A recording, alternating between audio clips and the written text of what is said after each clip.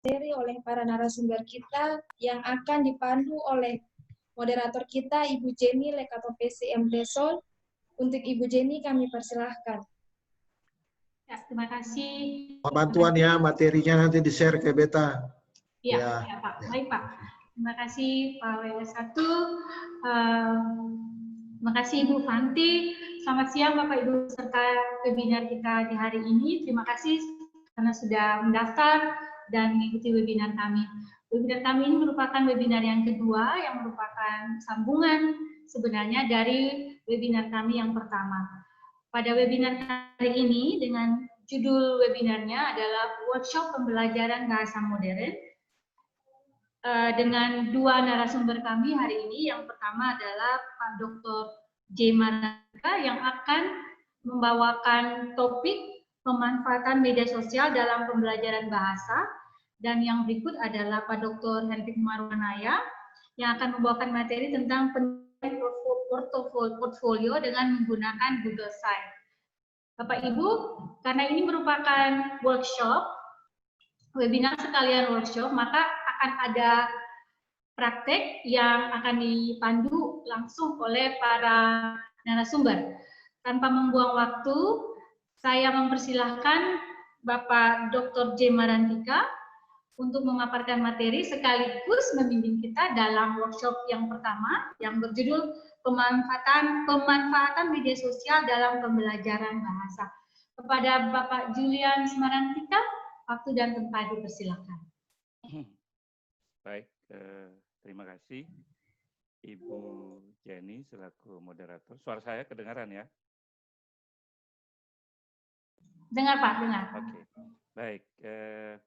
Tadi sudah disebutkan oleh Ibu moderator, saya Julian Marantika, dosen program studi pendidikan bahasa Jerman. Sehari-hari bekerja sebagai dosen pada program studi pendidikan bahasa Jerman. Jadi mungkin nanti dalam presentasi beberapa contoh yang saya berikan itu akan ada di dalam bahasa Jerman ya. Untuk bahasa yang lain itu mohon maaf ya saya. Nah, memang waktu kita itu sangat terbatas sekali karena kita workshop tapi dalam jangka waktu yang 1 jam 15 menit kalau tidak salah ya. Jadi kita akan menyesuaikan. Kalau memang kita tidak sempat berlatih, mungkin nanti tagihannya akan menyusul gitu ya. Baik, saya akan memulai. Izinkan saya share screen.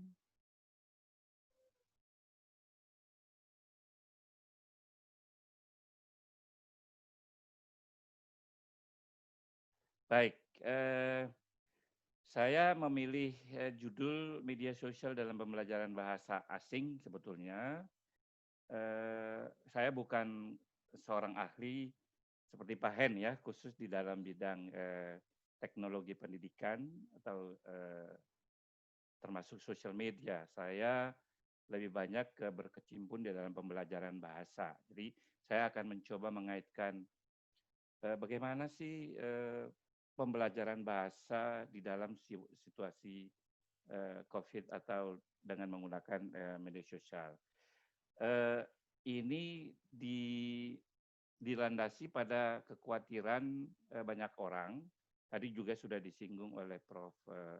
Edi, bagaimana kalau kita baca status di media sosial tiap hari, itu banyak guru yang mengeluh, banyak orang tua yang mengeluh, atau saya tergelitik sebetulnya dengan judul ini ketika menonton video pembelajaran dari teman-teman guru, beberapa teman guru melalui Facebook yang cukup kreatif, tapi pertanyaannya adalah apakah memang pembelajaran dengan pola seperti itu sesuai dengan tujuan pembelajaran bahasa secara umum atau tidak, ya? Itu yang paling penting sebetulnya.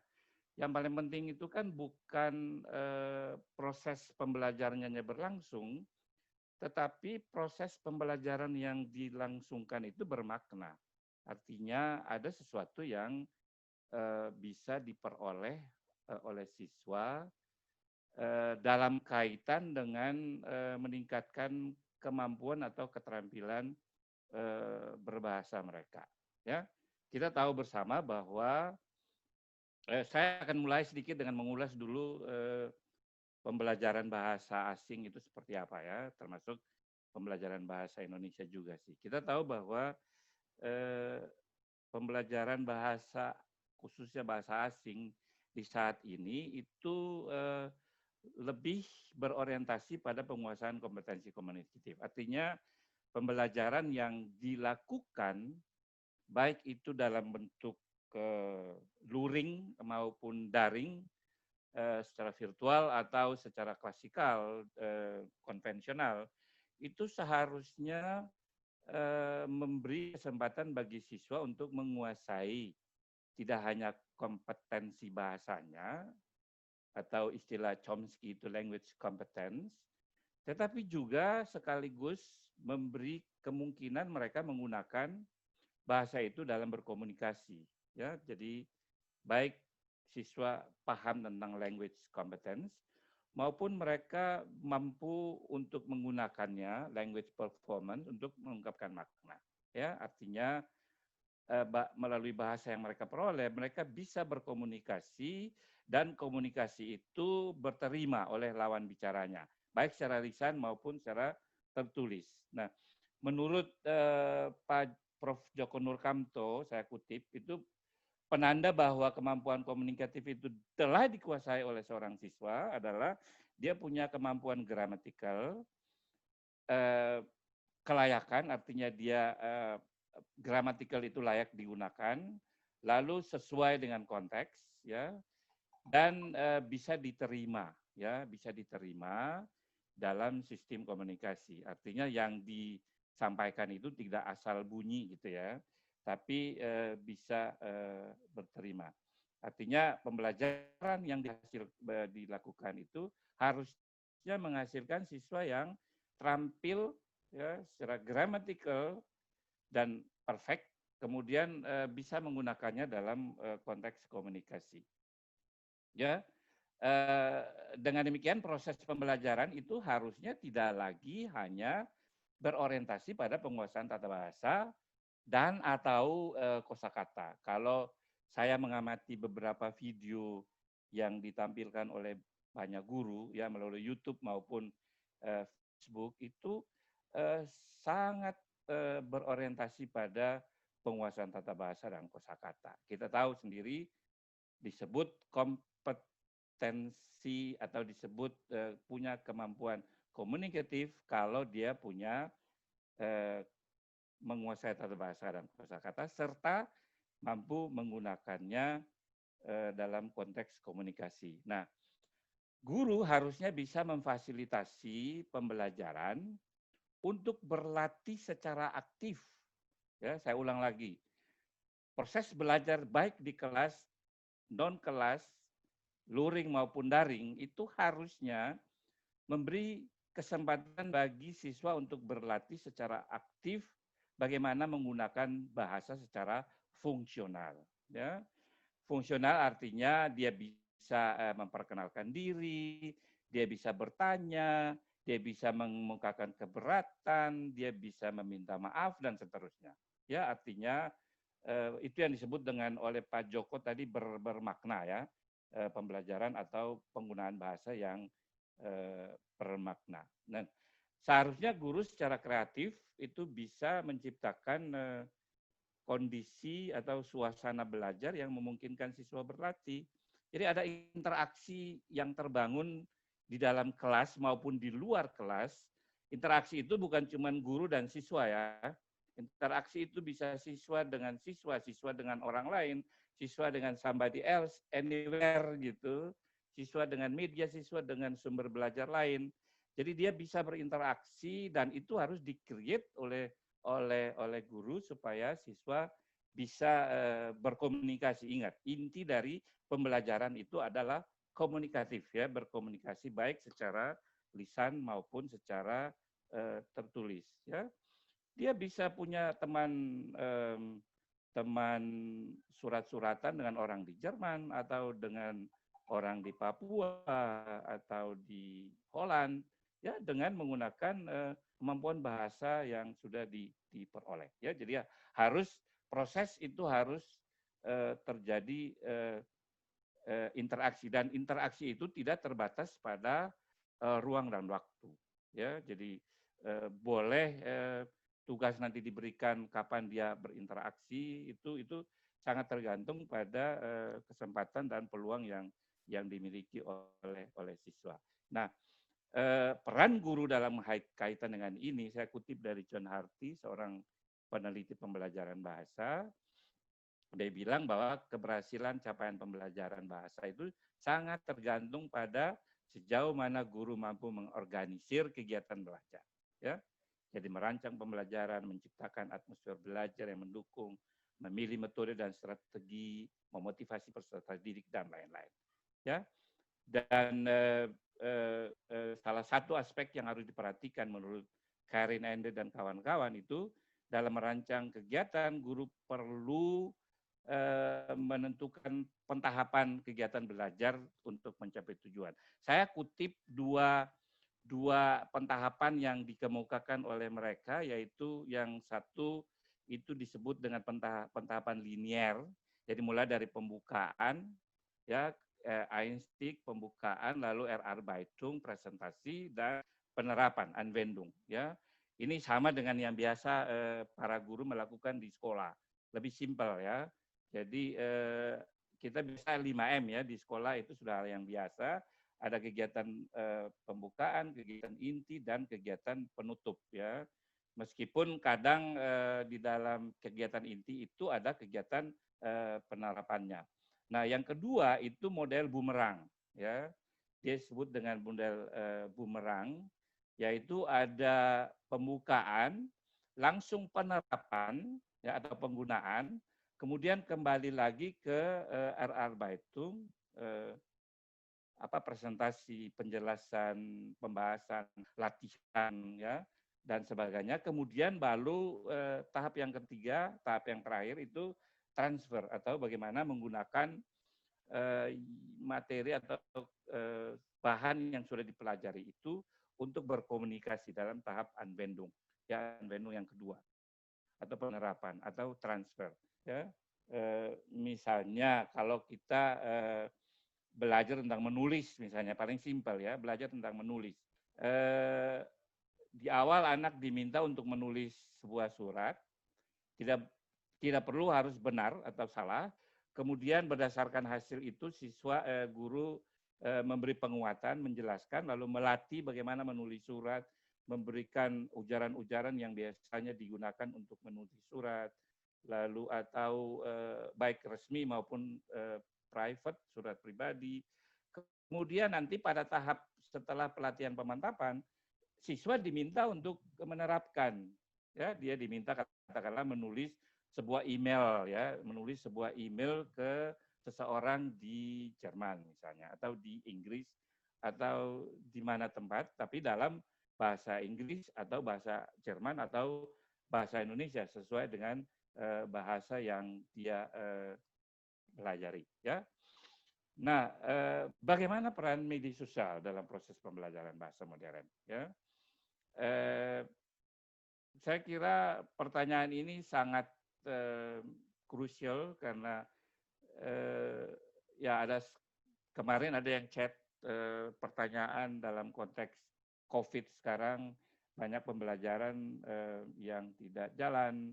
Padahal ada begitu banyak peluang penggunaan media sosial untuk mendukung proses pembelajaran. Ya, kita tahu bahwa ini hal yang sudah kita tahu bersama. Anak-anak milenial sekarang, anak-anak di zaman sekarang itu mereka sangat akrab dengan digital. Ya, bahkan kalau kita amati di rumah, ibu bujuk anak kecil itu pakai HP gitu ya. Saya sendiri kalau ada hal-hal yang terkaitan dengan media digital, saya selalu minta bantuan ke anak saya karena saya tidak terlalu mungkin karena faktor faktor usia itu tidak terlalu terampil menggunakannya. Jadi anak-anak zaman sekarang itu sangat akrab sekali, ya. Mereka selalu mencoba, mereka belajar secara otodidak. Ya.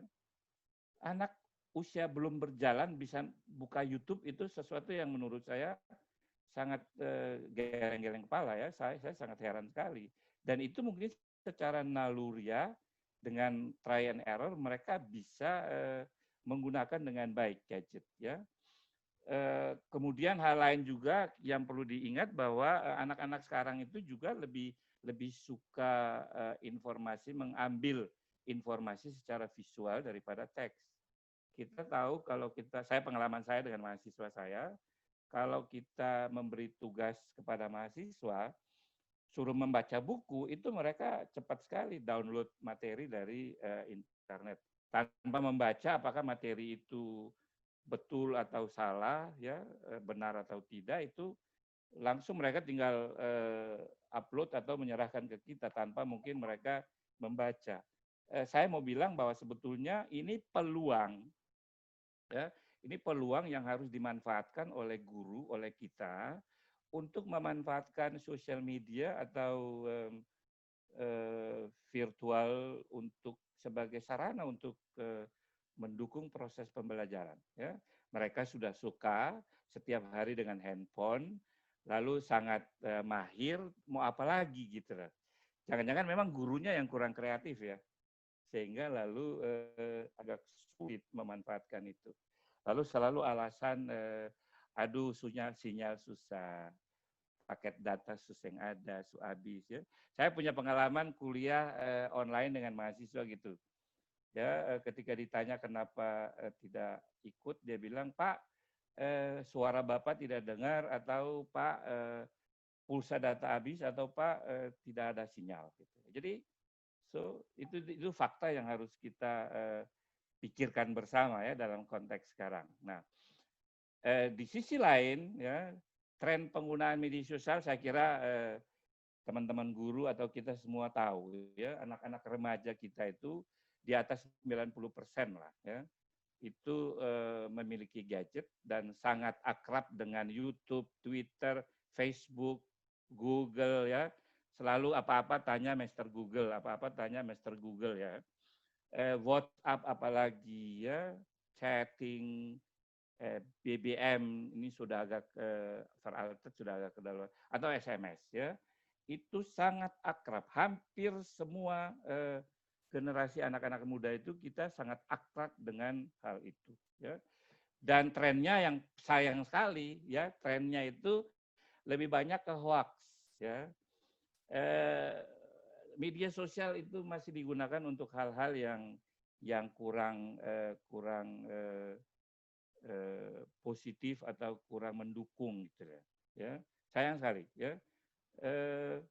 Tentu saja kita juga hampir setiap hari saya buka WhatsApp itu cuman untuk update status, membaca status, atau Facebook itu untuk mengupdate status atau membaca status.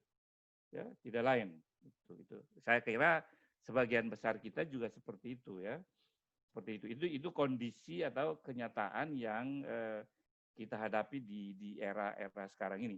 Baik setelah atau sebelum COVID maupun setelah COVID sampai dengan sekarang, ya. Ini kalau sebetulnya kalau kita punya banyak waktu, saya ingin diskusi dulu. Saya ingin dengar peserta, Bapak Ibu peserta, mungkin ada yang mau menyampaikan pendapat sesuai dengan tampilan yang saya sampaikan. Sejauh mana Bapak Ibu menggunakan media sosial untuk tujuan tertentu, baik dalam pembelajaran maupun non pembelajaran. Silahkan, mungkin ada yang mau share. Bapak Ibu peserta. Oh iya, oke. Oke, Pak Julian, sekarang ini menggunakan webinar Zoom, mungkin pesertanya tidak bisa terlihat, tapi Bapak Ibu jika ada pertanyaan, komen, Bapak Ibu boleh mengetiknya pada box Q&A box sehingga Pak Julian bisa melihatnya. Okay. Atau kami bisa langsung menjadikan Bapak Ibu panelis di sini. Oke, thank you. Jadi kita berasumsi saja ya, kita berasumsi untuk kondisi ini banyak di antara kita yang sudah menggunakan media sosial untuk proses pembelajaran, banyak karena memang saya lihat di Facebook atau di baik itu Facebook, WA, Instagram dan sebagainya, tapi juga ada banyak yang hanya sekedar menggunakan sosial media itu untuk chatting, untuk update status dan lain-lain. Ya, ini fakta yang kita hadapi. Ya, baik. Padahal di sisi lain pemanfaatan teknologi informasi khususnya sosial media itu sangat sangat mendukung sebetulnya ya, baik sebagai interactive tools ya maupun sebagai interacting with others ya. Interacting tools itu lebih terkait dengan bagaimana siswa menggunakan atau memanfaatkan teknologi media sosial untuk baik di kelas maupun di luar kelas untuk mendukung proses belajar sebagai sumber belajar dan lain-lain. Sementara interacting with others itu ya menggunakan internet atau yang lain untuk chatting, untuk mengirim surat, untuk presentasi YouTube dan lain-lain ya. Kemudian bagaimana pemanfaatan media sosial untuk kepentingan belajar mengajar. Saya kasih salah satu contoh ya. Sebetulnya ada beberapa cerita di masa lalu bagaimana sekolah itu menghancurkan handphone milik siswa atau menyita handphone milik siswa atau memban atau mengambil untuk jangka waktu tertentu handphone milik siswa karena dianggap nanti disalahgunakan. Artinya kalau saya kira kalau dalam konteks sekarang ini sangat menyesal sekolah ya. Sekarang baru orang tua mengalami kesulitan untuk menggunakan handphone karena ya itu di sisi lain banyak sekolah yang menghancurkan handphone milik siswa ya. Saya lewat saja, saya ingin menampilkan sebuah video tapi saya lewat lagi karena kita sangat terbatas pada waktu. Nah, saya tidak akan menjelaskan jenis-jenis media sosial yang bisa digunakan karena kita bisa secara mudah mengambil di internet ya di YouTube. Tapi nanti saya share materinya dengan beberapa jenis sosial media. Saya hanya ingin men-share pengalaman saya menggunakan Google untuk proses pembelajaran ya. Baik itu Google Meeting, Google Meet maupun Google Classroom. Ya, saya pasti percaya Bapak Ibu guru atau teman-teman yang lain juga sudah pernah menggunakan Google untuk proses pembelajaran selain sebagai translator ya, Google sebagai translator. Baik, saya pernah mencoba menggunakan untuk pembelajaran bahasa Jerman. Topik bahasannya itu Ja, Nein, Fragen, pertanyaan dengan menjawab kata ya atau nein ya. Misalnya di sisi lain ada pertanyaan yang menggunakan kata tanya ya. Apakah kamu sudah pulang? Yaitu pertanyaan dengan kata tanya. Sementara Ja, Nein, Fragen itu pertanyaan seperti hast du Geld? Apakah kamu punya duit? Ya gitu ya. Kamu punya duit? Hast du Geld? Itu contoh pertanyaan yang dijawab dengan ya atau nein. Ya, saya punya, atau tidak, saya tidak punya. Tujuannya siswa dapat membedakan penggunaan bentuk pertanyaan ja, nein, Fragen dan bentuk pertanyaan dengan kata tanya, Fragewort. Yang kedua, siswa dapat membuat pertanyaan dengan menggunakan bentuk ja, nein, Fragen sesuai konteks ya. Model pembelajaran yang saya pilih itu bumerang ya. Boleh bumerang, boleh yang linear seperti itu. Nah, kegiatan belajarnya tahap A, saya mengkombinasikan antara Google Meet ya dan Google Classroom.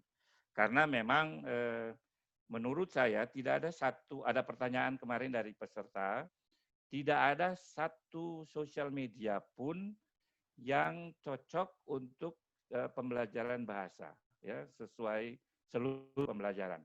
Tapi sangat cocok untuk tujuan tertentu. Ya, kalau kita ingin supaya siswa mempresentasikan sesuatu, mungkin kita cukup menggunakan Instagram atau YouTube. Ya, sementara kalau kita ingin siswa bisa menulis sesuatu, kita cukup meminta mereka membuat dalam bentuk email atau blog dan lain-lain ya. Nah ini saya ingin supaya selain siswa bisa menjawab atau membuat pertanyaan, mereka juga bisa berlatih ya. Mereka bisa berlatih dan itu di bawah bimbingan guru ya. Nah tahap pertama itu tahap Einstein atau tahap pendahuluan. Saya menggunakan Google Meet ya, Google Meet. Atau Zoom, kalau tidak ada Bapak Ibu tidak bisa Google Meet, Bapak Ibu bisa menggunakan Zoom ya, webinar. Lalu Bapak Ibu pertama untuk teks ini siswa diminta ya guru menyediakan teks yang bisa diakses oleh siswa ya di share screen. Lalu mereka diminta untuk bertanya atau guru yang berinisiatif bertanya ya, misalnya John has to geld ya, atau siswa diminta yang satu bertanya kepada yang lain dengan pertanyaan yang sudah di-share oleh guru ya, yang jawabannya itu ya atau nein. Kemudian siswa diminta dalam tahap berikut, tahap penerapannya, siswa diminta untuk saling bertanya ya. Dan ini perlu guru mengatur kesempatan karena kalau siswa bertanya dalam serentak itu bisa terjadi ribut ya, sehingga bisa mengganggu. Lalu tahap yang berikut itu tahap Erarbeitung atau pembahasan. Ini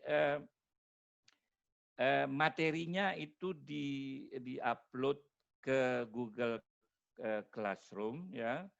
Lalu guru juga bisa menerangkan melalui video atau Google Meet atau Zoom ya. Jadi di dalam fase ini guru menjelaskan apa sih atau bagaimana sih seharusnya pertanyaan ya-nein itu dibentuk ya. Kemudian melatih siswa untuk membuat pertanyaan dengan pertanyaan ja-nein Fragen, membandingkan antara ja-nein Fragen dengan kata tanya Frageworter dan seterusnya dengan cara membuat mengisi tabel misalnya ya. Guru membuat tabel seperti ini dengan pertanyaan, meminta siswa untuk memasukkan kalimat-kalimat tanya tadi, mana yang ja-nein Fragen, mana yang kata tanya ya, kalimat tanya dengan menggunakan kata tanya. Kemudian setelah siswa mengisi tabel tersebut dengan benar, guru mencoba meminta siswa untuk menyimpulkan apa sih perbedaan antara kata kerja atau kalimat tanya dengan menggunakan kata tanya dan atau kalimat tanya dengan jawaban ja-nein. Kita tahu bahwa dalam bahasa Jerman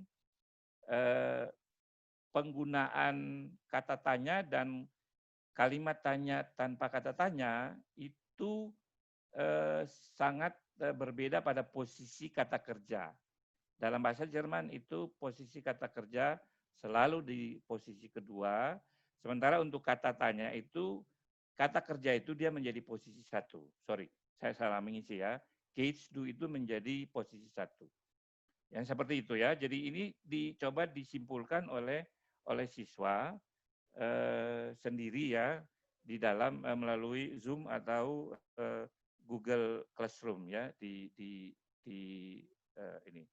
Kemudian siswa diminta untuk mengerjakan latihan penggunaan Yana Infragen ini di Google Classroom. Jadi guru menyiapkan bentuk-bentuk pertanyaan atau latihan dalam bentuk PowerPoint, lalu dimasukkan ke Google Classroom.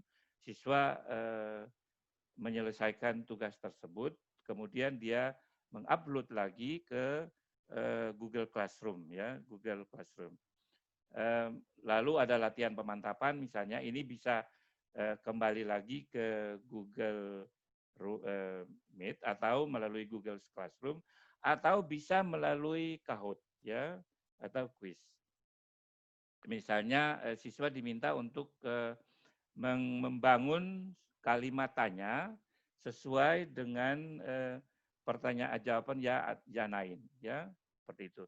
Aus England kommen du, ya, kommst du aus England, seperti itu, ya. Ja, ich komme aus England atau nein, ich komme nicht aus England.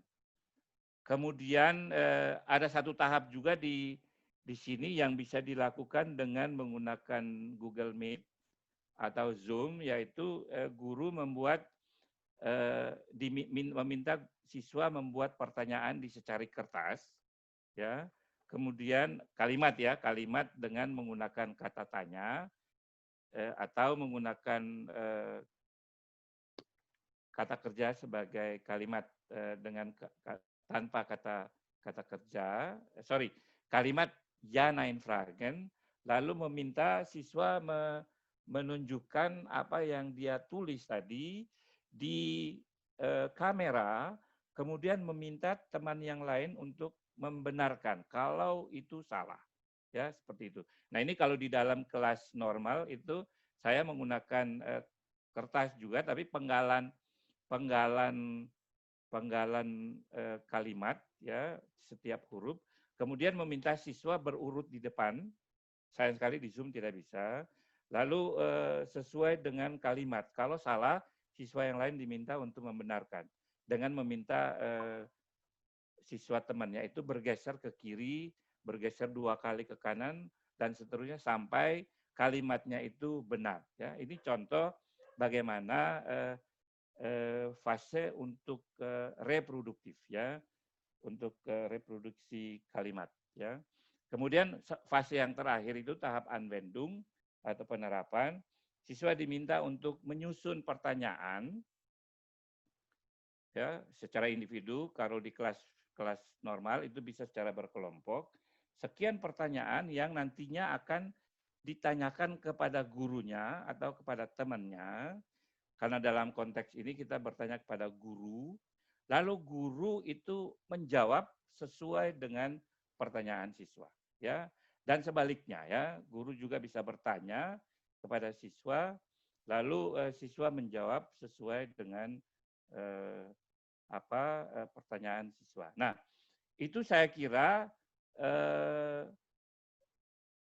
ini contoh kuis dalam bentuk Kahoot. Saya kira Bapak Ibu nanti bisa contoh. Nah, tugas Bapak Ibu, saya minta Bapak Ibu membuat sebuah rancangan pembelajaran, entah itu bumerang atau menggunakan yang linear saja, atau bisa juga menggunakan model yang selama ini kita miliki di sekolah, ya, tahap pendahuluan, kegiatan inti, dan kegiatan akhir. Memilih salah satu topik atau subpokok bahasan yang akan dibahas, lalu menentukan tujuan yang akan dicapai, kemudian Bapak Ibu membuat langkah-langkah pembelajarannya, ya, membuat langkah-langkahnya saja, mungkin tidak usah dengan materi lengkap. Lalu Bapak Ibu memasukkan ke Google Class kita, saya sudah buka Google Class, semua materi ini ada di Google Class tadi, materi latihan, dengan masuk ke kelas S7EMRPF, ya. Silahkan, ya, silahkan yang mau memasukkan, saya akan mengoreksi atau saya akan melengkapi tugas Bapak Ibu tadi, ya. Saya kira itu sedikit yang bisa saya sampaikan. Jika ada pertanyaan nanti kita akan share, ya, terkait dengan bagaimana cara mengupload, bagaimana cara buka Google Classroom, Google Meet. Saya kira kalau ada pertanyaan itu boleh saya jawab, tapi kalau tidak Bapak Ibu bisa belajar secara otodidak melalui YouTube ya, melalui YouTube. Saya kira Ibu Jane mungkin waktunya sudah terlewat ya. Masih ada waktu Pak, masih ada waktu Pak. Oh masih ada waktu. Tapi Mungkin ini ada sudah ada yang mau Pak Julian mau lanjut? oleh Masih ada waktu Pak. Ibu, Masih. atau saya baca pertanyaan juga. Iya, ada beberapa pertanyaan di sini Pak. Pak Julian bisa dengar saya jelas? Iya, saya bisa Ya. baca juga di chatting ya. Iya. Tapi saya akan memilih saja Pak supaya Oke. waktu Silakan. iya. Pak Julian, ini ada dari salah satu peserta yang menanyakan terkait dengan ini Pak, apresiasi sangat untuk penjelasan Bapak terkait penggunaan media sosial sebagai tools dalam meningkatkan kognitif belajar siswa. Ada beberapa yang ingin beliau tanyakan. Salah satunya, apakah media dapat meningkatkan komprehensi siswa yang awalnya belum pernah menggunakan media sebelumnya? Jadi apakah media dapat meningkatkan komprehensi siswa pada saat mereka belum menggunakan media itu? Pada saat mereka belum menggunakannya. Jadi dengan menggunakan media, apakah comprehension mereka bisa meningkat? Oke. Saya kira kita harus dalam konteks ini kita harus tahu dulu peran media itu apa, ya. Peran media itu apa? Apakah untuk meningkatkan comprehension atau kemampuan pemahaman siswa, atau digunakan untuk membantu siswa memahami, ya, atau membantu guru mendeliver sesuatu, ya. Saya kira itu harus kita paham dulu. Kalau dalam konteks yang tadi saya jelaskan misalnya, itu artinya kita menggunakan Google Classroom sebagai media untuk kita berinteraksi dalam sebuah proses pembelajaran. Ya. Nah, pertanyaannya apakah dia memberi hasil untuk meningkatkan pemahaman siswa atau tidak, itu sangat tergantung pada bagaimana kemampuan guru mengelola proses, ya, melalui media tadi. Tentu saja kalau kita menggunakan media yang salah atau yang tidak tepat, ya pasti sulit untuk membantu pemahaman siswa, gitu ya. Ya, jadi media itu tidak dalam rangka meningkatkan, ya. Katakanlah saya menggunakan Google, pasti siswa akan meningkat tingkat pemahaman dia, gitu ya. Tapi saya menggunakan Google untuk membantu siswa memahami, gitu. Saya kira jelas Ibu Jen ya. Jadi tentu saja guru memilih media yang sudah familiar gitu ya, sudah familiar. Ini cuma hal teknis ya, bukan supaya lebih canggih, tetapi siswa tidak memiliki kesulitan dalam menggunakannya. Ya, terima kasih Pak Julian. Bapak masih ada satu pertanyaan lagi sebelum kita ke panelis berikutnya. Ada peserta yang bertanya bagaimana dan model pembelajaran apa yang cocok digunakan untuk pembelajaran teks dalam model daring seperti saat ini. Bisa diulang bagaimana dan model pembelajaran? Ya, bagaimana dan model pembelajaran apa yang cocok digunakan untuk pembelajaran teks dalam model daring seperti saat ini. Jadi, pembelajaran apa tuh Ibu? Pembelajaran teks Pak. Jadi lebih ke pembelajaran teks yang cocok dalam model daring.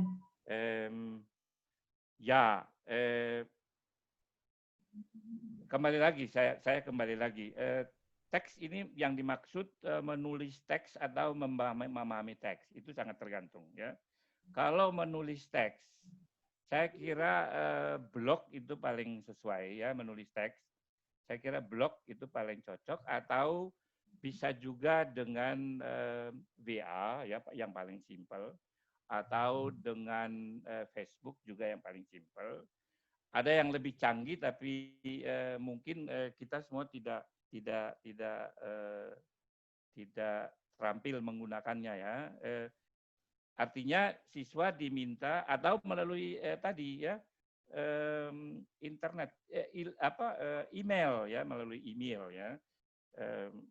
Yang paling penting itu Pak adalah, ini Bapak atau Ibu yang tanya, yang paling penting adalah siswa sudah diberi pemahaman bagaimana cara dia memahami teks itu atau bagaimana cara dia menulis teks itu ya.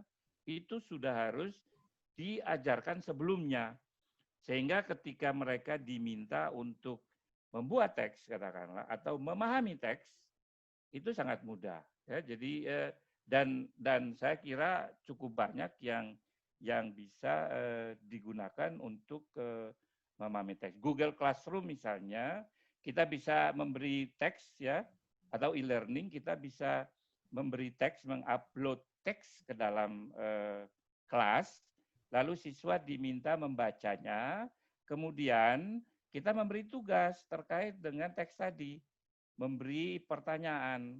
Tetapi sekali lagi, sebelumnya harus kita sudah jelaskan kepada siswa atau siswa sudah memahami dengan benar bagaimana cara dia memahami teks. Karena kita tahu ada beberapa langkah pemahaman teks dan ada teknik untuk mengajarkan teks pemahaman. Ya, ada kegiatan pre-reading, ya, kegiatan awal pre-reading, kegiatan membaca, dan kegiatan sesudah membaca. Itu harus diajarkan atau proses ini harus dilalui oleh guru dengan siswa sebelum sampai pada pertanyaan apakah dia memahami atau tidak teks. Dan saya kira Google Classroom bisa digunakan. Media apa yang bisa digunakan itu Bapak dan Ibu harus menghayati dulu apa yang mau dipelajari oleh siswa, apa yang mau tahap-tahap apa yang mau diikuti oleh siswa sehingga mereka sampai pada pemahaman teks ya. Saya kira itu ya. Saya kira itu yang paling penting, bukan pada media sosial apa yang paling tepat, tapi langkah pembelajaran apa yang paling sesuai untuk proses sampai anak memahami teks atau membuat teks. Ya, ya. Terima kasih Pak Julian untuk presentasi dan menjawab pertanyaannya. Bapak Ibu, sebelum kita lanjut ke pemateri yang kedua, seperti yang tadi sudah disampaikan oleh Pak Julian, bahwa beliau telah membuat kelas untuk tugas dan juga kode kelasnya. Silakan Bapak Ibu mengambil waktu melihat materinya kembali dan mengambil waktu untuk membuat tugas tersebut. Pak Julian akan dengan senang hati memeriksa dan memberikan feedback kembali sebagai hasil dari pertemuan hari ini. Pak Julian, terima kasih. Bapak Ibu, di akhir setelah pemateri kedua menyampaikan materinya akan ada question and answer juga. Jadi Bapak Ibu yang belum memberikan pertanyaannya atau belum pertanyaannya dijawab oleh Pak Julian, nanti di question and answer session kita akan lanjutkan. Ya, terima kasih Pak Julian, terima kasih sekali lagi. Ya. Terima kasih. Ya, terima kasih Pak. Ya, Bapak Ibu, kita akan masuk kepada pemateri yang kedua, yaitu Bapak Dr. Hendrik Marwanaya. Ya, Pak Hen pada sore hari ini akan membawakan materi dengan judul penilaian portfolio dengan menggunakan Google Site. Iya, waktu dan tempat bagi Pak Hen dipersilakan.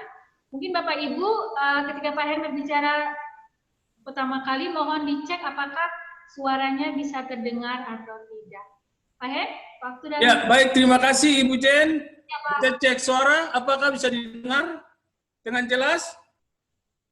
Bapak Ibu jika bisa dengar dengan jelas, mohon di chat ya, bisa jelas tidak dengan, ya. Oke, jelas Pak. Oke. Jelas, oke, baik. Oh, jelas, clear. Oke.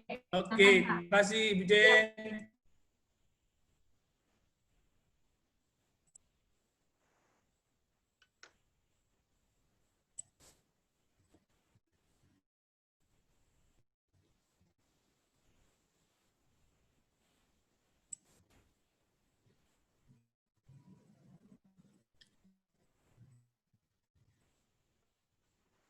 Ya, baik, selamat sore para peserta, rekan-rekan guru, dosen, dan juga mahasiswa. Terima kasih sudah bergabung dengan kita dalam kegiatan workshop di sore hari ini. Nah, pada kesempatan ini saya akan berbicara tentang penilaian portofolio dengan menggunakan Google Sites. Nah, saya yakin bahwa penilaian portofolio ini bukan sesuatu hal yang lama atau bukan sesuatu hal yang baru bagi Bapak Ibu sekalian, karena ini juga sudah diterapkan bahkan di sekolah dasar. Nah, ini sudah sangat familiar bagi kita, tetapi pada kesempatan ini saya akan menjelaskan bagaimana kita menggunakan penilaian ini, membuat penilaian portofolio ini dengan menggunakan Google Sites. Nah, saya berpikir ini adalah hal yang baru. Nah, untuk itu saya akan sedikit mengarah kita sebelum saya mendemonstrasikan kepada Bapak Ibu bagaimana kita membuat penilaian portofolio ini dengan menggunakan Google Sites. Saya menjelaskan dulu sedikit tentang apa itu portofolio dan penilaian portofolio. Nah, seperti kita ketahui bahwa portofolio adalah kumpulan hasil karya siswa yang dapat menunjukkan kemajuan, prestasi, atau kinerja mereka dari usaha pencapaian tujuan belajar. Nah, penilaian portofolio itu sendiri merupakan kegiatan penilaian yang dilakukan dengan menggunakan bukti-bukti hasil belajar atau kita sebut sebagai evidence yang relevan dengan keahlian yang dipelajari. Nah, bukti hasil belajar atau evidence tersebut dapat berupa karya peserta didik atau hasil pekerjaan dari suatu proses pembelajaran. Selanjutnya, mengapa penilaian portofolio? Nah, tentu saja ini berkaitan dengan tujuan belajar yang lebih spesifik. Nah, kita lihat bahwa portofolio ini menilai produk, keterampilan, dan pola berpikir kritis dan kreatif. Nah, ada beberapa jenis portofolio dan tujuannya masing-masing. Yaitu yang pertama, yaitu showcase portofolio, atau portofolio yang dipakai untuk menunjukkan kinerja siswa. Maaf, sebentar,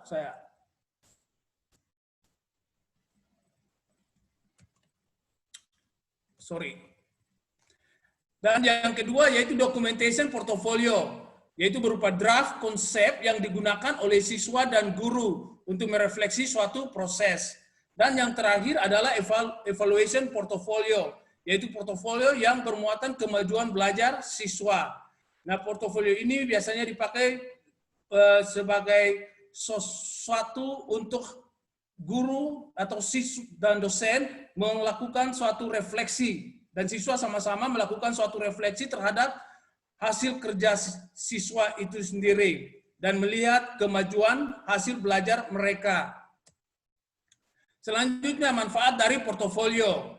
Kita tahu bahwa manfaat dari portofolio itu yaitu bahwa siswa menjadi lebih aktif, terlibat di dalam pembelajaran, ya, melalui evaluasi refleksi dari hasil kerja mereka.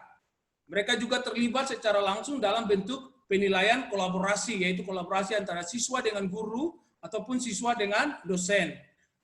Pembelajaran sebagai suatu proses. Kalau kita berpedoman pada penilaian portofolio, maka kita berpedoman juga bahwa pembelajaran itu kita lihat sebagai suatu proses di mana siswa mendemonstrasikan kemajuan, kemampuan mereka, mengevaluasi, memperbaiki, dan menghasilkan suatu hasil kerja yang berkualitas.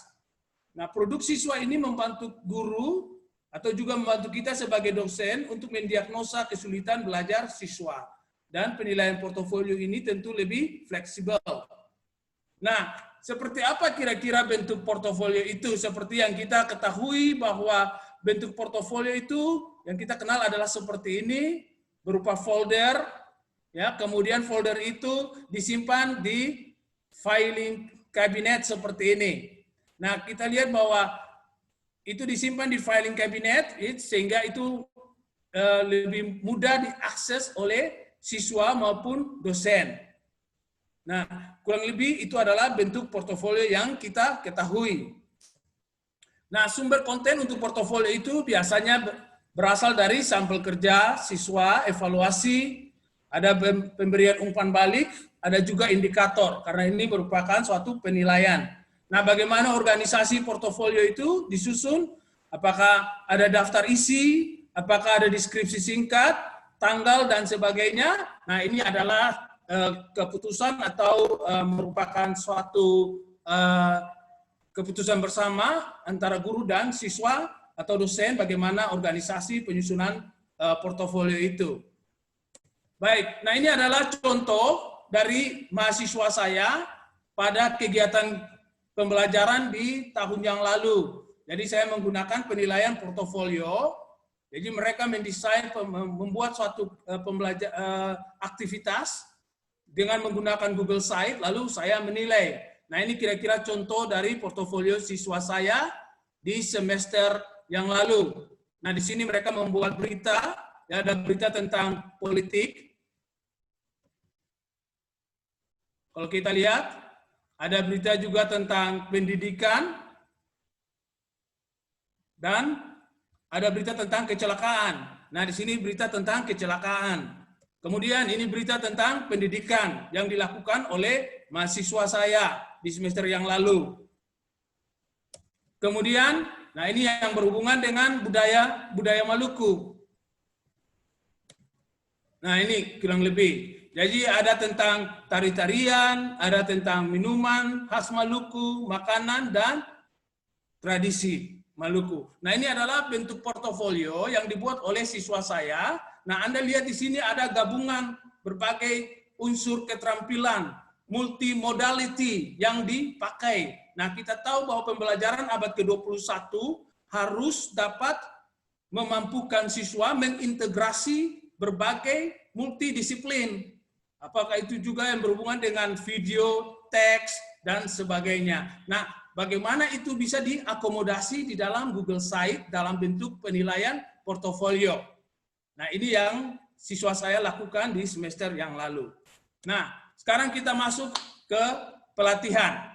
Saya akan mendemonstrasikan kepada Bapak Ibu bagaimana kita menggunakan Google Site ini untuk penilaian portofolio. Nah, untuk itu kalau Bapak Ibu ada menggunakan dua aplikasi, misalnya ada mobile phone, ada laptop, silakan masuk ke site.google.com dan saya akan ke sana bersama-sama dengan Bapak Ibu. Saya akan mendemonstrasikan. Nah, kita mendemonstrasikan sama-sama. Silakan Bapak Ibu kalau ada yang memiliki laptop atau desktop, kita bisa mendemonstrasikan sama-sama. Atau kalau tidak berkesempatan, saya akan menunjukkan bagaimana penilaian atau portofolio itu dibuat dengan menggunakan aplikasi pada Google Site ini. Silakan kalau ketik masuk di site.google.com. Saya akan ke sana.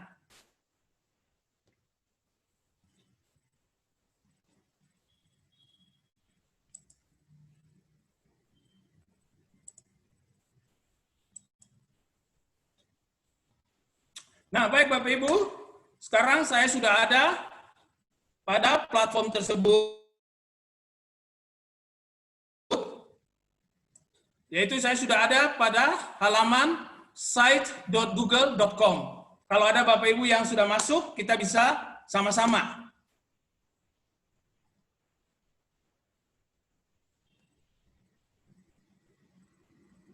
Bagaimana Ibu Jen, moderator? Ada sesuatu yang request dari peserta? Moderator. Belum ada request Pak. Dari peserta? Tidak? Belum Pak. Tidak. Belum, Pak. Jadi mereka ikuti saja ya? Oke, baik. Nah, Bapak Ibu, sekarang saya sudah berada di laman dari Google Site. Nah, kalau kita membuka laman Google Site, yaitu site.google.com, kita akan masuk pada halaman seperti ini. Nah, pada saat kita masuk, ini sudah ada beberapa template yang tersedia. Bahkan template untuk portofolio juga sudah tersedia di sini. Nah, persoalan kalau kita membuka pada template portofolio ini akan nanti menimbulkan sedikit kebingungan terutama bagi Bapak Ibu yang baru menggunakannya. Ya, karena template ini sudah didesain sedemikian rupa sehingga Bapak Ibu bisa mengikutinya. Nah, kalau kita buka di sini agak susah. Untuk itu saya akan memulainya dengan buka pada template yang kosong ini. Lembaran yang kosong saya klik tanda tambah di sini. Ini agak lama sedikit untuk loadingnya, tidak terlalu lama juga, tapi kita lihat.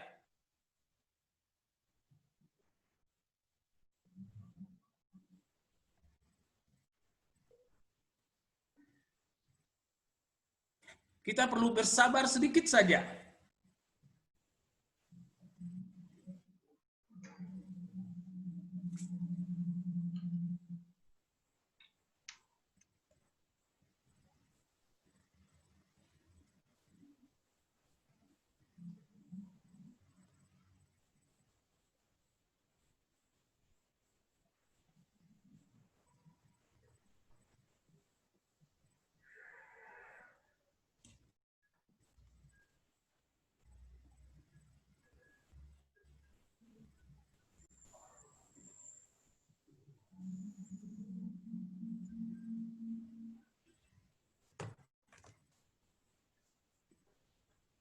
Terus saya pamit sebentar. Oh, sudah masuk.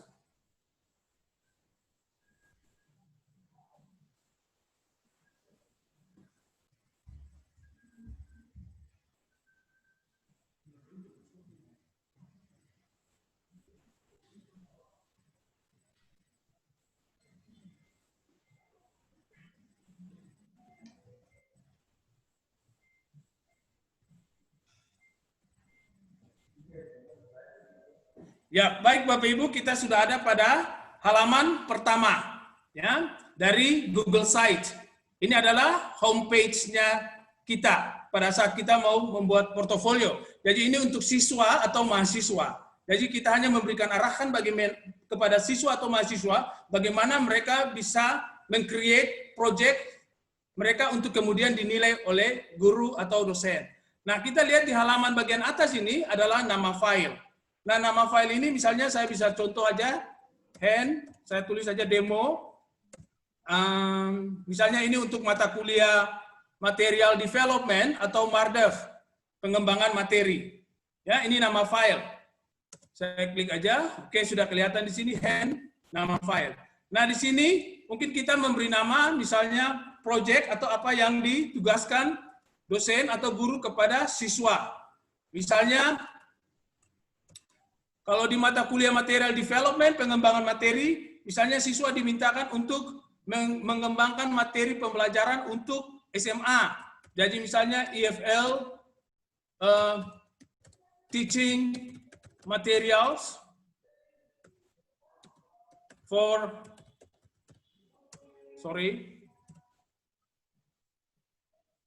high school.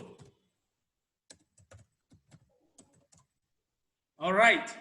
Nah, ini kita bisa rubah tampilan belakangnya, kita bisa klik di sini untuk merubah tampilannya, kita bisa pilih image atau kita mau upload dari file kita atau kita select image untuk mengganti tampilan di belakang. Oke, nah ada beberapa pilihan di sini. Kita bisa memilih image yang tersedia oleh galeri pada Google Site atau kita bisa juga memilih dengan cara men-search di Google. Ya, misalnya saya search di Google, kita lihat saja, mungkin saya tulis image-nya tentang pembelajaran. Oke, saya klik di situ. Oke, saya sudah temukan image tentang tinggal saya memilih kira-kira mana yang bagus untuk background saya. Oke, mungkin saya ambil ini. Ya, kurang lebih saya klik select, kita lihat tampilannya seperti apa. Maka tampilannya sudah seperti ini. Ya, untuk background. Nah, ini bisa kita kasih bold, kasih tebal, kelihatannya menarik. Atau kita bisa change juga. Baik. Nah, berikutnya kita lihat ke bagian bawah sini. Nah, ini misalnya kita mau mengawalinya.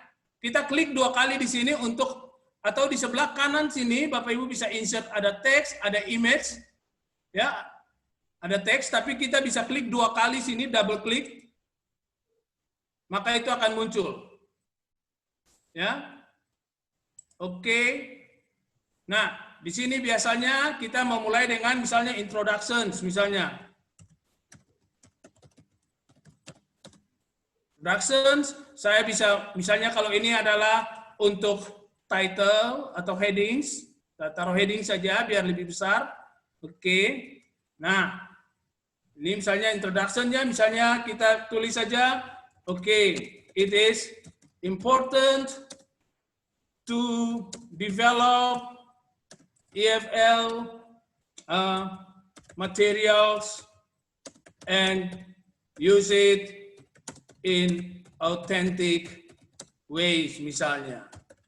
Contoh. Nah, berikut mungkin ada lagi hal yang lain, double klik lagi bisa. Kita klik di sini, kita pilih teks. Oke. Nah, mungkin ini adalah kita bilang aja headings yang baru. Misalnya kita tulis di sini what are authentic materials, misalnya. Oke, kita tambah di sini authentic materials are misalnya print, video, audio, dan seterusnya. Audio dan seterusnya. Nah, Bapak Ibu lihat, ini pun kita bisa memberi warna. Misalnya kalau saya mau kasih warna, kita bisa kasih warna di sini sehingga tampilannya akan seperti ini. Bisa dilihat. Kemudian kita pun juga bisa memindahkan dengan cara drag. Kita drag, kita bisa rubah ke atas, kita bisa susun. Kalau misalnya susunannya salah, kita bisa drag lagi, kita bisa kasih turun lagi. Oke. Nah, jadi kita bisa ngatur juga di sini. Baik, berikut yaitu hal yang paling penting, yaitu saya akan menunjukkan untuk menambah,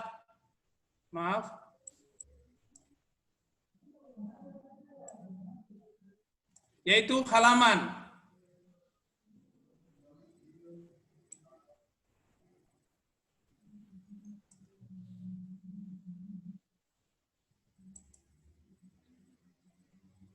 Nah, untuk tambah halaman, kita ke page. Nah, kita lihat bahwa ini home. Nah, ini adalah home page kita, halaman depan. Nah, sekarang kita mau menambah halaman. Ya. Nah, kita klik di tanda tambah sini untuk menambah halaman. Saya klik di sini.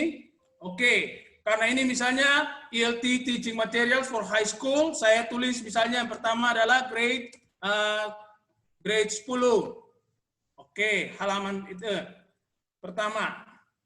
Grade 10. Saya tambah lagi untuk misalnya grade 11.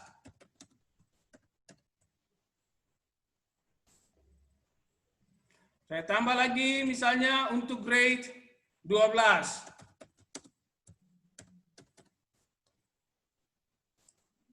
Sorry. Ini ada salah ketik. Oke, enggak apa-apa. Nah, saya tambah misalnya untuk grade 10 ada mata kuliah misalnya ada materi reading. Oke, saya tambah reading. Ada untuk materi listening. Oke, tambah listening. Atau pendengaran. Tambah.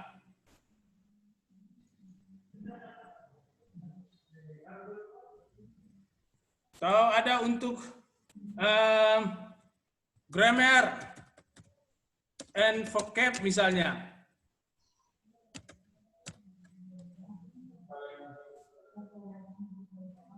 Ya, nah kemudian kita drag ke atas. Misalnya ini kita drag, kita masuk di untuk grade 10. Maka dia akan muncul di bawah grade 10 ada reading. Untuk grade 10 ada untuk grammar.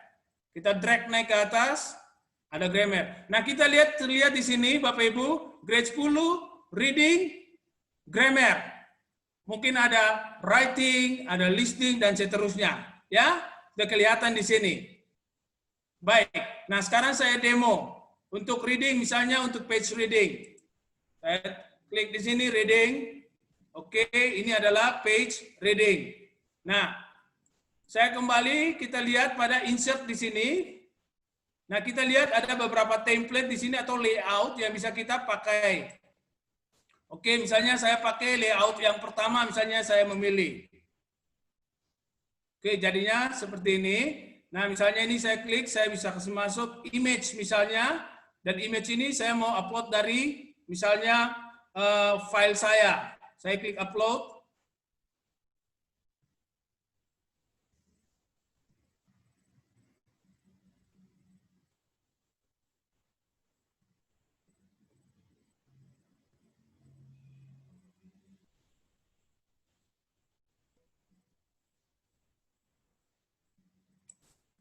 Hanya pictures, saya memilih gambar, oke. Oke.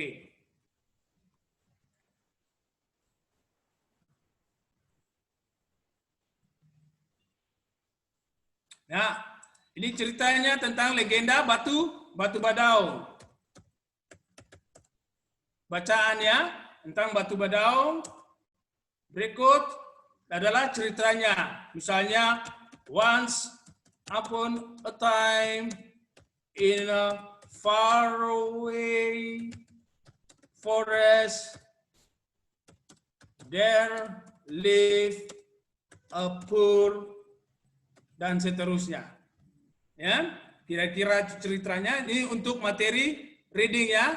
Oke, selanjutnya kita juga bisa upload lagi, memilih layout lagi.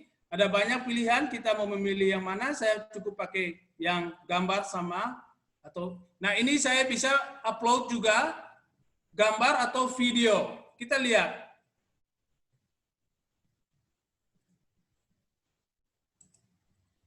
Nah, bisa upload image, bisa video dari YouTube, bisa kalender, bisa map. Nah, kali ini saya mau upload video dari YouTube. Kita lihat. Oke, misalnya ada talking book.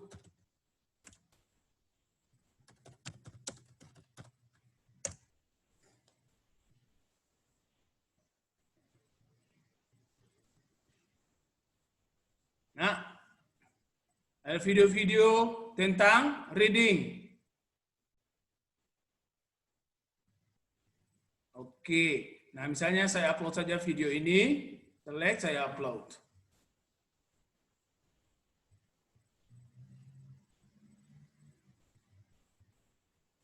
Baik, kemudian, nah ini videonya adalah video yang sudah audio visual. Jadi sudah ada text readingnya, ada yang membaca readingnya. Mungkin yang di sampingnya ini kita tulis aja kok question atau comprehension questions, misalnya. Ya, oke, ini terlalu besar.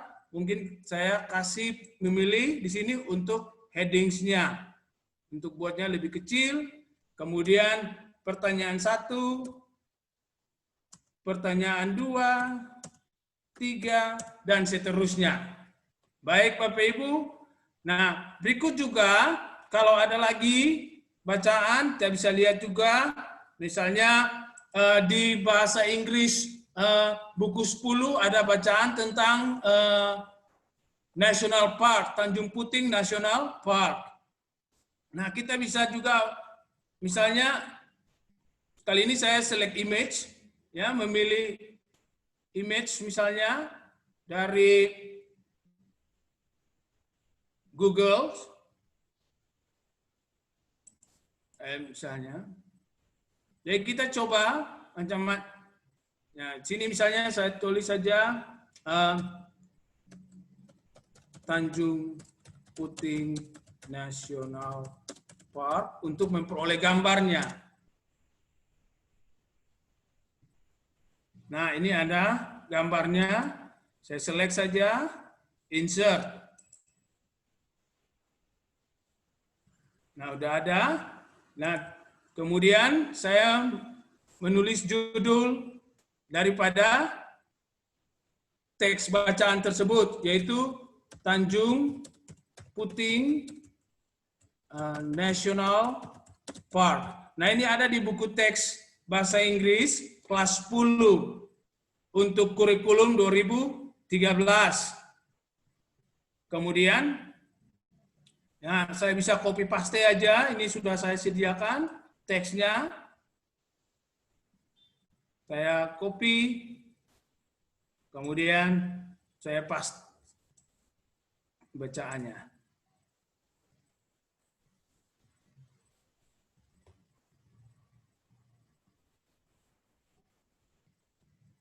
Ya, kira-kira kelihatannya seperti ini Bapak Ibu.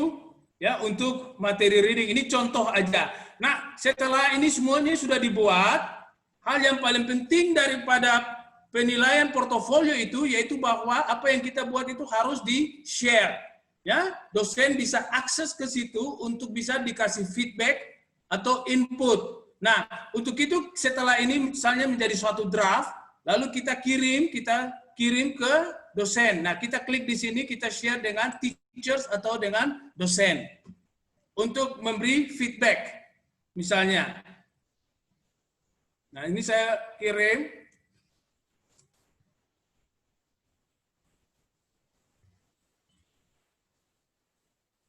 Nah, baik, ini misalnya saya kirim ke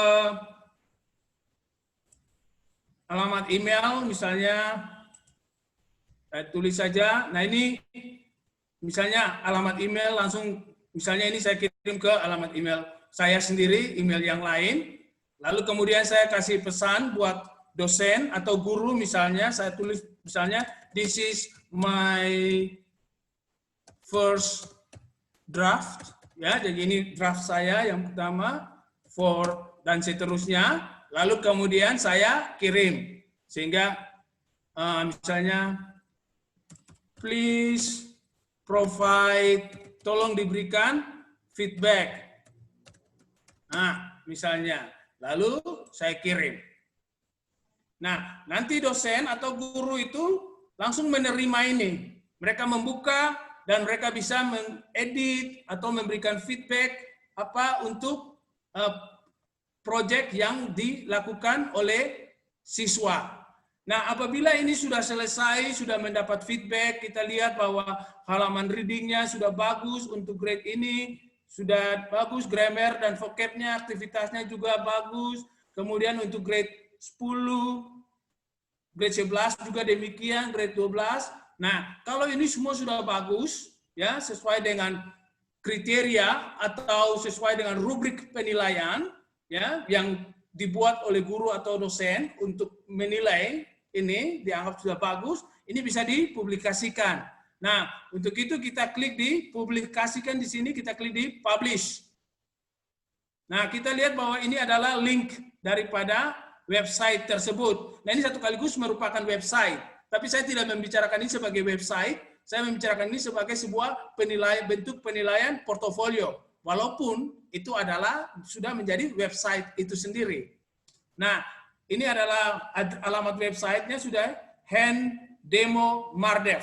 Oke, ini adalah halaman website dan kita bisa publish.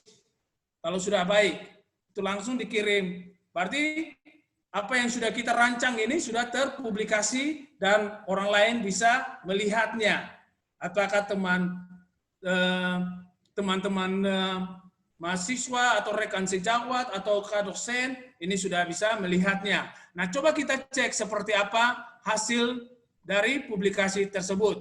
Nah, ini saya buka untuk kita cek kira-kira yang tadi kita buat itu, kita publikasi, hasilnya seperti apa, coba kita lihat.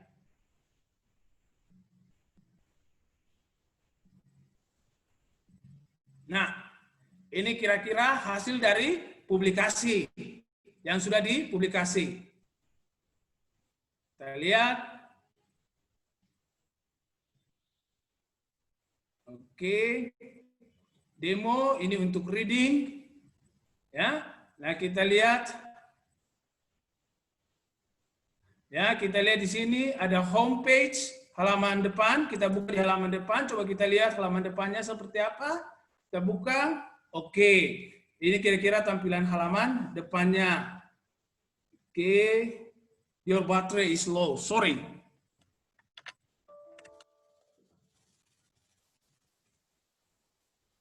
Oke, ini halaman depannya. Kemudian kita lihat di sini ada grade 10 reading. Kita buka di grade 10 reading. Kita lihat.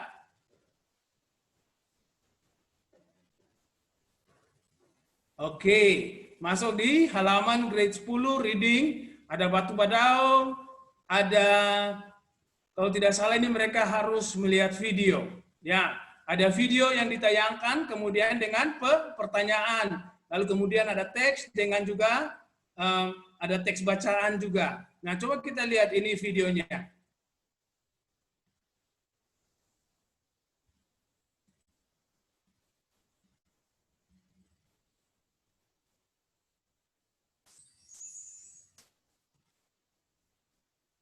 The Wise Rabbit. A long time ago, a ferocious and cruel lion ruled a dense forest. He was so cruel that he killed animals to amuse himself. One day, the animals of the forest called a council. They said, "We must stop the king, or else the forest will soon be empty." So they tried to convince the lion to mend his ways. "Your Majesty," said the wise monkey, "you kill more animals than you need. If you go Oke, baik. Nah, ini kira-kira hasil publikasinya. Tapi ini contoh aja, tapi harus lengkap, bagus, layoutnya bagus, untuk dilihat kejelasannya. Misalnya kalau ini adalah berhubungan dengan proyek dari pengembangan, misalnya materi ajar bahasa Inggris untuk SMA kelas 10, 11, dan 12. Baik Bapak Ibu, saya kira itu saja sedikit dari saya demonstrasi. Selanjutnya nanti kita akan ada video untuk Bapak Ibu bisa melihat video itu dan mendemonstrasinya di rumah. Semoga bermanfaat. Terima kasih. Ibu Jen, silakan. Terima kasih Pak untuk presentasinya. Pak Hen, ini ada pertanyaan dari para peserta. Bapak Ibu. Oke, kita stop share dulu Kak Pak Hen. Ya, Bapak Ibu yang mempunyai pertanyaan silahkan mengetiknya di question and answer box supaya akan kami berikan kepada para panelis kita. Tapi kami memilih ya Bapak Ibu pertanyaan-pertanyaannya. Bapak Pak Hen, ada yang bertanya? Iya. Apakah ada aplikasi pembelajaran offline yang bisa diaplikasikan bagi siswa yang berada di luar jangkauan Wi-Fi selain menggunakan natural reader atau photo story, terutama untuk reading? Jadi apa ada aplikasi pembelajaran offline, Pak Hen? Yang offline itu, nah ini repotnya ini cuma kan pada saat bagaimana materi itu disampaikan ke siswa. Pada akhirnya kan harus online juga gitu. Walaupun memang Anda bisa kerja secara offline, tapi pada akhirnya juga Anda harus menggunakan internet untuk menyampaikan atau menyalurkan materi tersebut sehingga materi tersebut bisa sampai kepada siswa. Ya, jadi misalnya untuk kalau Google Site ini otomatis ini kerjanya harus online, harus ada koneksi dengan internet. Tetapi ada beberapa aplikasi lain yang bisa kerja offline juga. Misalnya saya download aplikasi OBF, saya pakai OBS, misalnya itu saya pakai untuk menjelaskan materi pembelajaran kepada siswa saya. Itu saya kerjakan offline. Tapi kemudian saya harus upload itu ke misalnya YouTube, ya itu juga harus ada jaringan untuk upload ke YouTube. Kemudian siswa yang mau mengakses materi tersebut, mereka juga harus terkoneksi dengan internet untuk bisa download materi yang sudah saya rancang itu kepada mereka. Jadi ada aplikasi offline yang kita lakukan, kita bisa ada banyak. Seperti misalnya saya pakai OBS untuk merancang pembelajaran, materi pembelajaran, saya jelaskan segala sesuatu, offline saya buat, tetapi kemudian itu pada saat saya harus menjangkau peserta didik dengan materi tersebut, saya harus connect dengan internet. Itu kira-kira. Terima kasih, Bu Jen. Ya, Pak. Ada lagi pertanyaan, Pak. Tampilan awal handphone berbeda. Apa perlu sign up dulu? Terus bolehkah menggunakan HP untuk mengunggah portofolio? Bisa, Pak? HP ini kan kerjanya kan di Google Site. Ya, di Google Site itu bisa diakses lewat HP, bisa juga lewat desktop atau laptop. Itu bisa. Nah, cuma pada saat kita mengerjakan itu, mendesain segala sesuatu itu kan lebih nyaman kerja di desktop ketimbang di HP, ya kan? Karena apalagi mau ketik-ketik dengan itu. Nah, di HP itu hanya untuk pada saat mungkin kita mau kirim, mau share, kita pakai HP ya dengan dosen. Tapi mengerjakannya itu alangkah baik di laptop atau di desktop. Seperti yang tadi saya demonstrasikan. Karena itu ada dengan ketik-ketik dan seterusnya. Ya, misalnya, atau mungkin kalau itu sudah siswa kerja offline misalnya, seperti misalnya copy paste saja seperti yang tadi saya lakukan, itu misalnya text reading-nya sudah ada, kan cuma tinggal copy paste, ya kan? Nah, itu juga adalah strategi-strategi yang kita pakai untuk mengurangi kita dengan koneksi dengan internet lah, artinya mengurangi biaya dan seterusnya. Jadi pastikan materi itu sudah kita siap, offline, misalnya kita kerja di Word, ini sudah kita desain semuanya di Word, lalu kita hanya koneksi dengan internet untuk mengupload saja, copy paste saja. Nah, ini lebih efisien. Ya, ini lebih efisien. Kira-kira seperti itu. Oh ya, oke. Pak, oke. Ada lagi nih Pak pertanyaan dari seorang peserta. Tadi kira-kira mereka bisa ikut dengan jelas, Ibu Jen? Bisa Pak, dilihat? Iya, bisa. Bisa dilihat bisa, seluruh prosesnya? Iya, mereka Ya, bisa, Pak. oke, terima kasih. Ya, ini Bapak, bagaimana kita bisa mengetahui bahwa itu hasil kerja anak? Apalagi untuk anak kelas 7. Ya kan kolaborasi dengan ada kolaborasi dengan guru. Ada kolaborasi dengan guru. Jadi guru bisa mengakses. Jadi pada saat dia share dengan guru, guru sudah langsung bisa melihat. Nah, justru itulah yang disebut sebagai portofolio. Karena portofolio itu kan harus ada feedback dari guru. Ya, ada input dari guru. Guru harus melihatnya, guru harus kasih feedback, lalu dia memperbaiki. Ya kan? Nah, dia bisa memperbaiki, kemudian dia kirim lagi ke guru, otomatis guru sudah bisa akses, lalu kemudian lihat lagi, ada lagi yang kurang, guru bisa tambahkan juga di situ. Jadi otomatis itu antara guru dan siswa. Nah, alangkah baiknya kita kan selama ini kita kan tidak mau anak-anak itu menipu ya. Jadi kita memberikan kebebasan, menghormati apa yang mereka kerjakan, kasih dorongan lah buat anak-anak sehingga mereka itu tidak harus merasa takut bikin salah atau apa, tetapi menerima apa yang mereka buat, kreativitas apa yang mereka buat, pemikiran mereka kita terima, lalu kita kasih feedback, kita kasih penghargaan kepada mereka, sehingga itu tidak membuat mereka itu harus takut, lalu kemudian melibatkan orang lain atau bahkan orang lain yang harus membuat. Tidak boleh begitu. Kita kira biarkan saja mereka bereksplorasi, sama dengan yang saya lakukan buat anak-anak saya juga demikian. Sehingga kita bisa mendapat itu sesuatu yang genuine, yang genuine gitu, yang asli, asli hasil kerja siswa, original. Terima kasih, Ibu Jen. Ya, boleh satu pertanyaan lagi, Pak? Ya, silakan, Ibu Jen. Oh, iya. Berapa lama waktu yang efisien untuk mengumpulkan hasil portofolio anak-anak? Nah, ini kan suatu proses. Kita melihat pembelajaran ini kan sebagai suatu proses. Ya, portofolio ini kan berlandaskan pada pandangan bahwa belajar itu adalah suatu proses. Jadi portofolio ini juga adalah merupakan suatu proses. Jadi tergantung daripada guru yang menentukan harus selesai kapan. Tapi timeline itu bagus untuk disampaikan kepada siswa.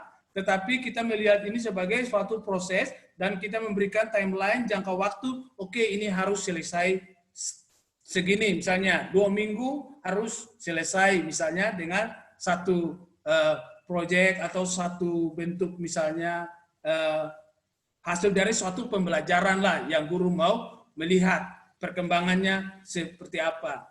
Nah, itu ditentukan oleh guru yang mengetahuinya, dosen mengetahui, mereka lah yang menentukan kapan itu harus selesai.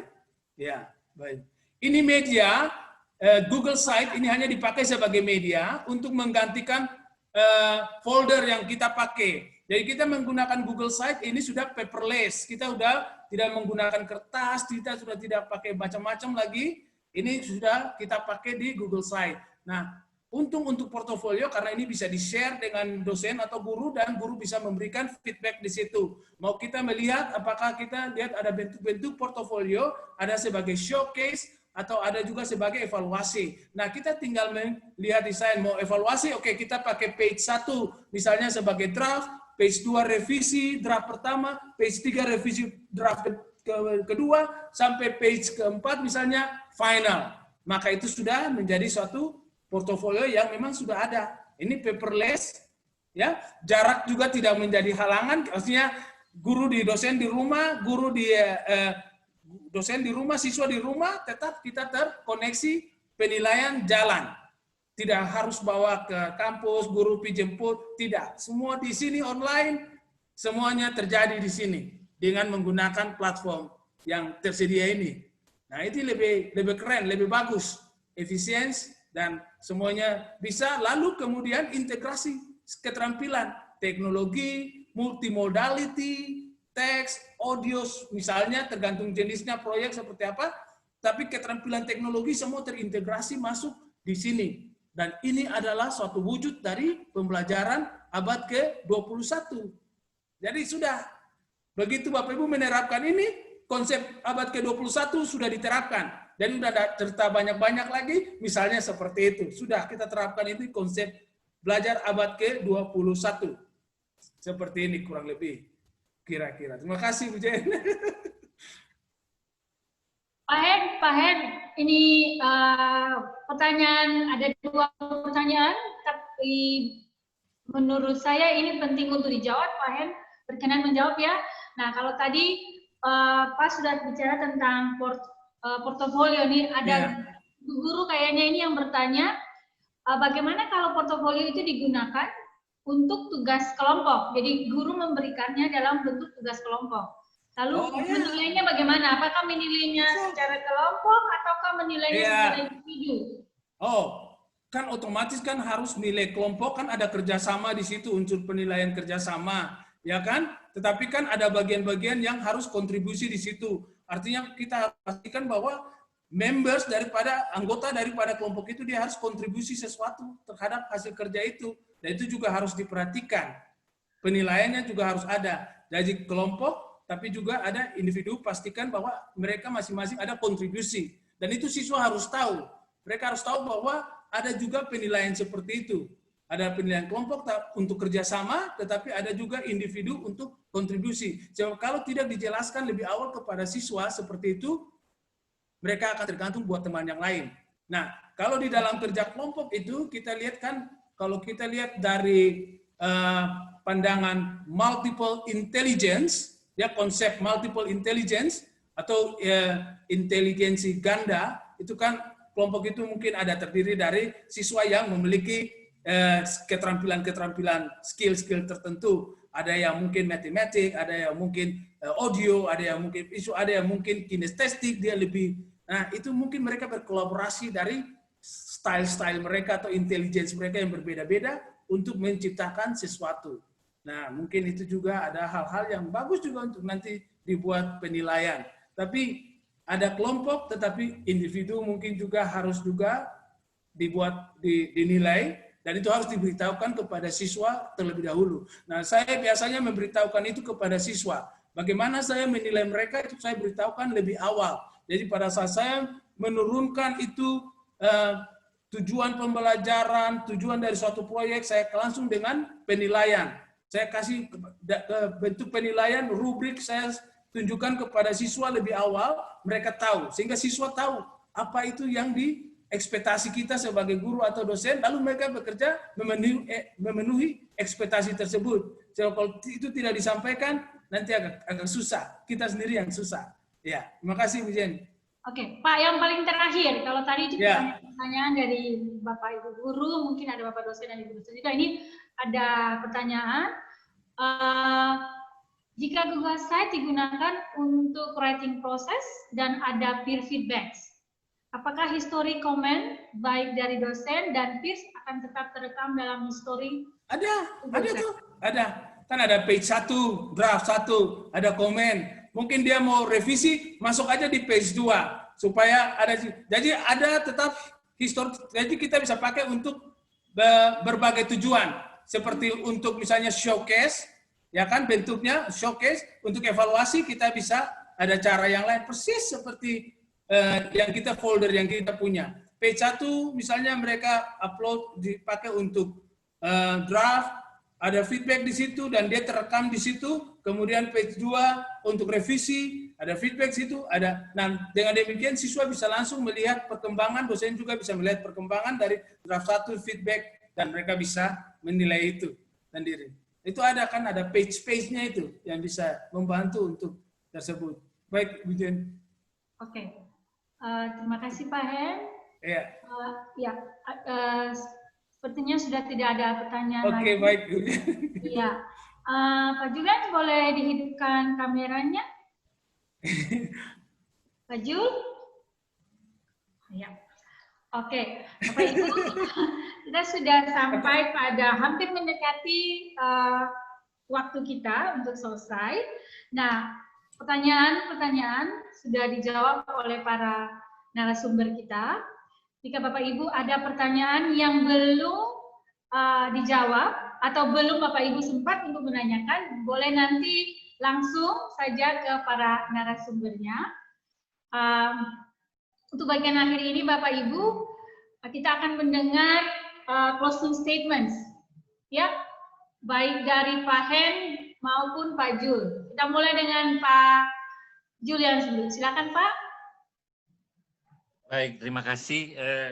Saya kira ini workshop yang cukup bagus, cuman sayang sekali karena kita sangat terbatas dengan waktu dan memang masalah kita itu bukan pada diri kita sebetulnya, tapi ada pada hal lain ya, fasilitas. Ada banyak kesulitan yang harus dihadapi oleh para guru dalam situasi bagaimana harus belajar dari secara daring. Tapi itu tidak harus mematahkan semangat kita, tapi kita harus lebih kreatif untuk mencoba apapun ya, apapun kita coba untuk membantu siswa kita. Cuman harus diingat bahwa apapun yang kita lakukan itu harus bermakna sebagai sebuah proses pembelajaran. Saya kira itu yang paling penting yang harus diingat oleh teman-teman.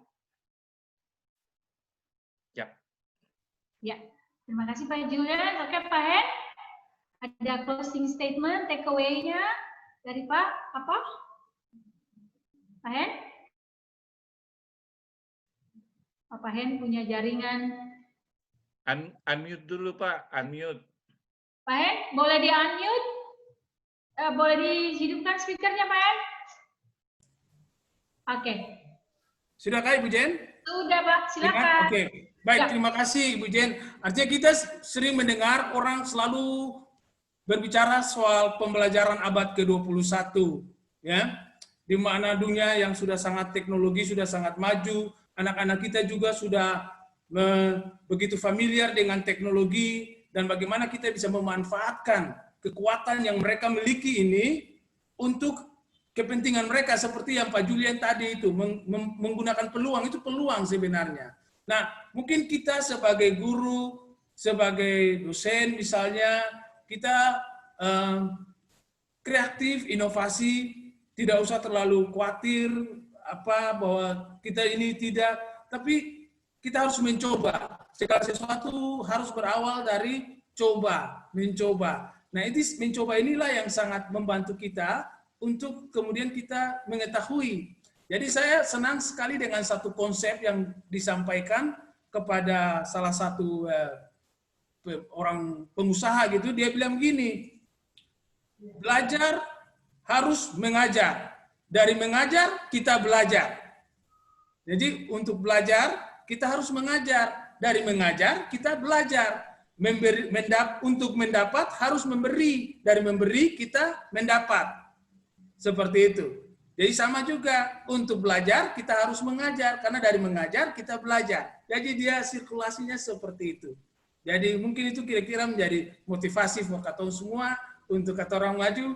Beta juga, ya teman-teman tahu, tidak terlalu begitu kuat dengan teknologi, tapi kemudian karena belajar itulah yang artinya bisa berbagilah dengan teman-teman sekalian. Saya kira itu saja Ibu Jen, terima kasih. Iya, terima kasih Pak Hen, terima Ya. kasih Pak Julian, Bapak Ibu, para peserta, terima kasih untuk kehadirannya hari ini. Itulah closing statement dari kedua narasumber kita di hari ini. Saya mengucapkan banyak terima kasih bagi Bapak Ibu yang sudah hadir di webinar kami di sore hari ini.